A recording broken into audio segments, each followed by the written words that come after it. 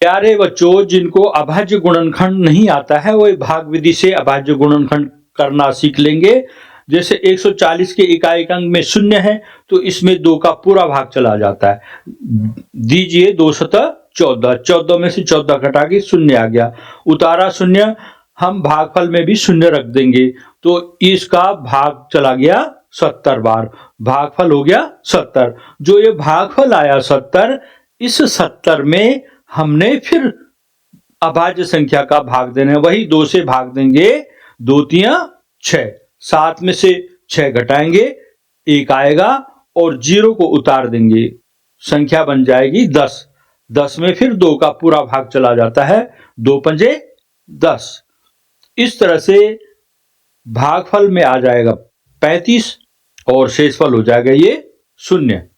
अब जो ये संख्या है 35 भागफल वाली, इसमें फिर हमने भाग देना है अभाज्य संख्या का।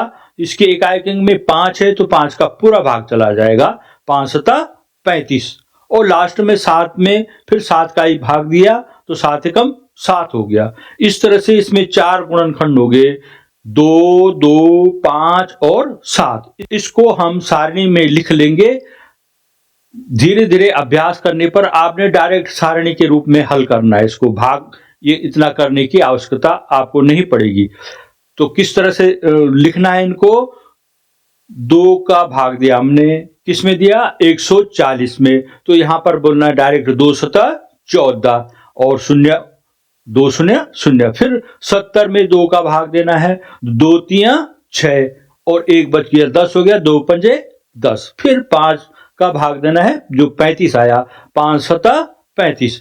इस तरह से हमको 2, 2, 5 और ये 7, ये 4 संख्याएं मिल गई हैं तो 140 की ये अभाज्य गुणनखंड होंगे। इनको 140 बराबर अरेंज करके लिख देंगे, 140 बराबर 2 गुणा 2 गुणा 5 गुणा 7, तो ये इसके अभाज्य गुणनखंड हो गए। अगली स्लाइड में प्यारे बच्चों प्रश्न 3 हल करते हैं। अभाज्य गुणनखंड विधि द्वारा निम्नलिखित पूर्णांकों के मौसा यानी HCF और लौसा यानी LCM ज्ञात कीजिए। संख्या है 12, 15 और 21। हल होगा इसका 12 के हमको अभाज्य गुणनखंड करने, तो इसके गुणनखंड तो आप मौखिक कर सकते हो, 2 दूना 4 तिया 12, तो 2 बार आ रखा है, 2 की घात 2 गुणा 3 हो जाएगा। फिर है 15 के अभाज्य गुणनखंड करने हैं, 3 से भाग दो 15 में, 3 पंजे 15, तो 3 गुणा 5 हो गया 15 का। 21 का 3 सतह 21, 3 गुणा 7 हो गया, तो इसके गुणनखंड हो गए 2 की घात 2 गुणा 3, 3 गुणा 5 और 3 गुणा 7। संख्याओं के सार्वनिष्ठ अभाज्य गुणनखंडों का गुणनफल करना है और उनकी न्यूनतम घात लेनी है इनकी। जो सार्वनिष्ठ गुणनखंड है, सार्वनिष्ठ अंग्रेजी में बोलते हैं कॉमन, तो जनरल में आप जानते हैं कॉमन, तो जो तीनों में कॉमन है, 12 में भी, 15 में भी, 21 में भी, कौन है कॉमन गुणनखंड? तीनों जगह है, तो इसका हो जाएगा HCF बराबर 3। और संख्याओं, अब LCM ज्ञात करने के लिए संख्याओं के सभी अभाज्य गुणनखंडों का गुणनफल करना है, सभी अभाज्य गुणनखंड लेने और उनकी अधिकतम घात लेनी, रिपीट नहीं करना है किसी को, अधिकतम घात के रूप में लिख के रखना है। तो गुणनफल होगा 2 की घात 2 गुणा 3 गुणा 5 गुणा 7, इन सबको हमें गुणा कर देना है, 2 दूना 4, 4 तिया 12, 12 पंजे 60 और 60 गुणा गया 7, 7 छक्का 42, तो ये 420 आ गया, LCM आ गया 420। LCM बराबर 420 और HCF बराबर 3। इसमें 3 का माना द्विघात बहुपद के शून्य अल्फा तथा बीटा है और शून्यकों का योगफल अल्फा प्लस बीटा और शून्यकों का गुणनफल अल्फा इंटू बीटा, परंतु दिया है योगफल 1 और गुणनफल भी 1। ये तो बहुत सरल प्रश्न है, इसमें एक एक संख्या है। कैसा हल करेंगे इसको? अल्फा प्लस बीटा की जगह क्या लिख देंगे? 1, और अल्फा इंटू बीटा मैंने गुणनफल की जगह लिख देंगे 1। तब द्विघात बहुपद x minus alpha into x minus beta. विस्तार करेंगे x square minus alpha plus beta into x plus alpha beta. आगे हो जाएगा x square minus 1 into x plus 1, और विस्तार इसको सरल करेंगे x square minus x plus 1। अतः अभिष्ट बहुपद हो गया x square minus x plus 1। अगला प्रश्न है, एक द्विघात बहुपद ज्ञात कीजिए जिसके शून्यकों के योगफल तथा गुणनफल क्रमशः क्या क्या है, 4 और 1 है। माना द्विघात बहुपद के शून्यक अल्फा तथा बीटा है, ये लिखना है अपने। तब लिखना है तब शून्यकों का योगफल अल्फा प्लस बीटा, शून्यकों का गुणनफल अल्फा इंटू बीटा। परंतु दिया है शून्यकों का योगफल यहां पर 4 और गुणनफल कितना दिया है, 1।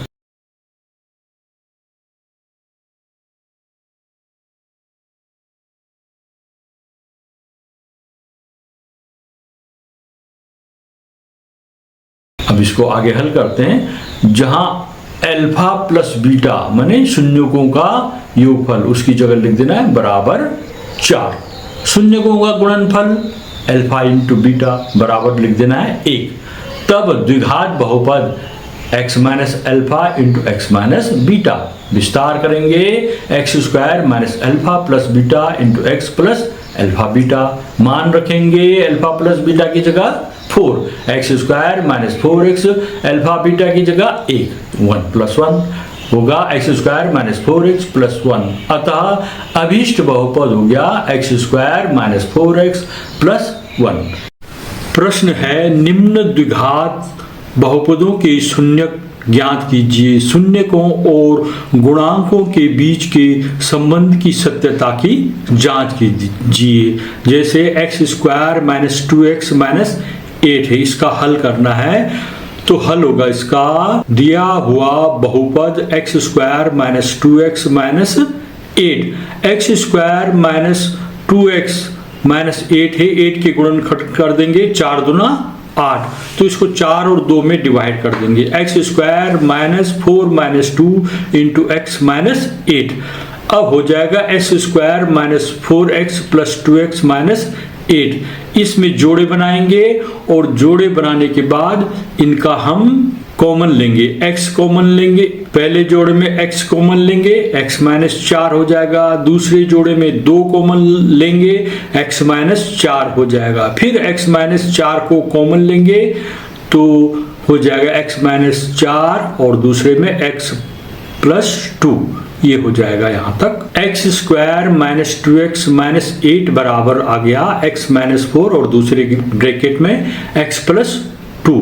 अगर x square minus 2x minus 8 बराबर 0 हो तो x माइनस 4 दूसरे ब्रैकेट में x प्लस 2 बराबर भी 0 होगा, जिसका अर्थ है कि x माइनस 4 बराबर 0 या x बराबर 4 हो जाएगा पक्षांतर करने पर। फिर x प्लस 2 बराबर 0 तो x बराबर हो जाएगा माइनस 2 पक्षांतर करने पर। अतः बहुपद x square minus 2x minus 8 के शून्यक 4 और ऋण 2 होंगे। बहुपद x square minus 2x minus 8 का मानक बहुपद ax square plus bx plus c से तुलना करने पर यहाँ पर a बराबर आ जाएगा 1, b बराबर हो जाएगा माइनस 2 और c बराबर हो जाएगा माइनस 8। अब बहुपदों के गुणांकों और शून्यकों में संबंध का सूत्र लिखना है। उसमें है पहला शून्यकों का योग। क्या होता है? शून्यकों का योग बराबर माइनस एक्स का गुणांक बटे एक्स स्क्वायर का गुणांक। यहाँ पर माइनस चिन्ह हो गया, फिर एक्स का गुणांक क्या है यहाँ पर माइनस 2, तो माइनस 2 बटे एक्स स्क्वायर का गुणांक 1 है, तो ये हो जाएगा प्लस 2 बटे 1, माने इसका आंसर हो जाएगा 2। शून्यांकों का गुणनफल। शून्यांकों के गुणनफल का सूत्र है अचर पद बटे एक्स स्क्वायर का गुणांक। अचर पद यहाँ पर माइनस 8 है और एक्स स्क्वायर का गुणांक 1 है, तो ये माइनस 8/1 हो जाएगा। आंसर आएगा इसका माइनस 8 ऋण 8। और जो शून्यक हमने सूत्र से हल किए हैं उनमें शून्यकों का योग हो गया 4 प्लस -2 ब्रैकेट में बराबर 4 - 2 हो जाएगा, आंसर होगा 2। शून्यकों का योग हो गया 2 और शून्यकों का गुणनफल 4 गुणा ऋण 2, 4 दूना 8, ऋण प्लस माइनस का माइनस चिन्ह लग जाएगा तो ऋण 8 आएगा इसका आंसर। अतः दोनों तरफ से ये सत्यता की जांच होगी, एक समान मान आ रहा है। अतः बहुपद के शून्यकों और गुणांकों के बीच का उपयुक्त संबंध अनुपातों a1/a2, b1/b2 और c1/c2 की तुलना कर ज्ञात कीजिए कि निम्न समीकरण युग्म द्वारा निरूपित रेखाएं एक बिंदु पर प्रतिच्छेद करती हैं, समांतर हैं अथवा समपाती हैं। ये देखना है इसमें। यह 5x - 4y + 8 = 0 एक समीकरण है। दूसरा समीकरण है 7x + 6y - 9 = 0। हल होगा इसका a1x + b1y + c1 = 0। इससे समीकरण 1 की तुलना करने पर, ये समीकरण 1 है, इसकी तुलना करेंगे तो x का गुणांक a1 = 5, b1 = -4 और c1 = 8 हो गया।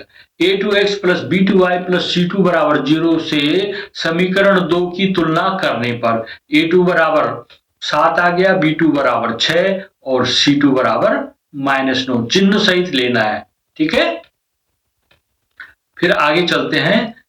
अब हमें ये मान प्राप्त हो गया, a2 = 7, b2 = 6, c2 = -9। a1/a2, b1/b2 और c1/c2 है, इनमें हमने मान रख देने। ये 5/7 हुआ, ये 4/6 हुआ, ये 8/9 हुआ। अब इनको देखने पर ये समान नहीं है कोई भी, इसलिए बराबर नहीं का चिन्ह हमने लगा दिया। तो किस में होता है बराबर नहीं का चिन्ह? ये a1/a2 बराबर नहीं, b1/b2 बराबर नहीं, c1/c2 हो तो समीकरण संगत होगा और रेखाएं प्रतिच्छेदी होंगी। इस तरह से ये हल होगा इसका।